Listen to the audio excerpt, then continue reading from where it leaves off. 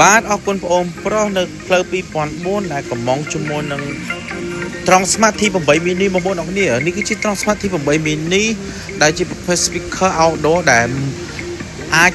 ប្រើប្រាស់រហូតដល់ថ្ម20ម៉ោងបងប្អូនអរគ្នាមានកម្រិតការពារទឹករហូតដល់ IPX7 បងប្អូនអរគ្នាអាចចូលទឹកបានអាចជ្រលក់ទឹកបានគឺធន់នឹងទឹកបងប្អូនអរគ្នាសម្រាប់ត្រង់ Smart នេះគឺសម្រាប់ធ្វើមកផលិតមកគឺសម្រាប់យូរទៅខាងក្រៅដាក់ខាងក្រៅផ្ទះឬយកទៅតាមកន្សែងបោះតង់ឲ្យបងប្អូនគ្នាសាថ្មវាកាន់មែនតើបាទហើយ passive 2ទេបងប្អូនអរគ្នា passive វាគឺរឹងមែនតើបាទសម្រាប់អុកធ្ងន់បាទសម្រាប់ធ្វើនិយាយទៅវាធ្វើបានល្អសម្រាប់ខាងក្រៅបងប្អូនអរគ្នាបាទវាមាន CWR ICR2 ក៏ចូលគ្នាហើយវាមានហៅថា air បងប្អូននេះអាចដល់ X-ray EQ បានទេបងប្អូនអរគ្នាហើយវាអាចបញ្ចេញសម្លេងបាន360ដឺក្រេវ៉ាវទូចមែនតើបងប្អូនអរគ្នាតម្លៃវាតាម$29បងប្អូនអរគ្នា